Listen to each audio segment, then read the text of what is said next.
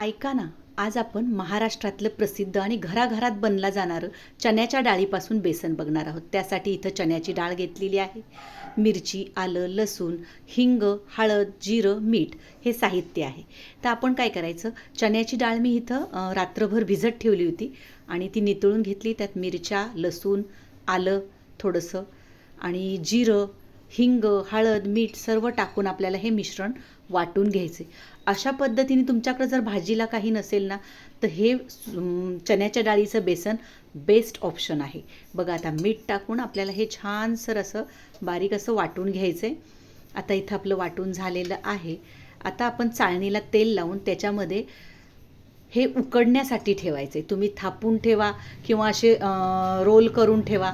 अशा पद्धतीने कशा पद्धतीने जसं तुम्हाला जमेल तशा पद्धतीने त्याला ते फक्त उकडून घ्यायचं आहे आपल्याला. बघू शकता इथं आपलं झालेलं आहे. आता आपण हे पातेल्यात पाणी ठेवून शिजायला ठेवायचं, म्हणजे उकडायला ठेवायचे. बघा आता मी हे उकडायला ठेवते. जवळजवळ 10 ते 15 मिनटं आपल्याला हे चाळणीत उकडायला ठेवायचे आणि झाकण लावून. बघू शकता इथं आपलं झालेलं आहे आणि छान असं शिजलेलं आहे. शिजले का नाही बघण्यासाठी इथं आपण असा चाकू आतमध्ये घालायचा. बघू शकता आता ह्याचे आपल्याला बारीक असे चुरून घ्यायचं आहे ते. आणि इथं कढईमध्ये मी तीन पळी तेल टाकून घेते. तेल छान गरम झालं की त्याच्यामध्ये मोहरी, जिरं आणि कांदा टाकायचा आहे. कांदा छान लालसर झाला की त्याच्यामध्ये आपल्याला आपण जे उकडून घेतलं आहे ते टाकायचं आहे. बघू शकता कांदा आता आपण परतून घेऊया.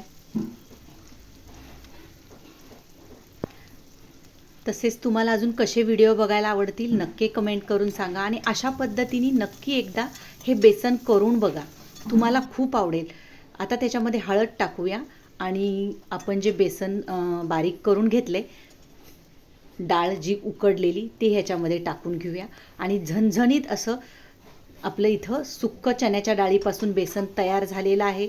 खूप सुंदर लागतं आणि भाकरीबरोबर तर एक नंबर लागतं. आणि ही सातारची प्रसिद्ध डिश आहे. तर तुम्ही नक्की करून बघा आणि अजून तुम्हाला कसे व्हिडिओ बघायला आवडतील. Bye bye.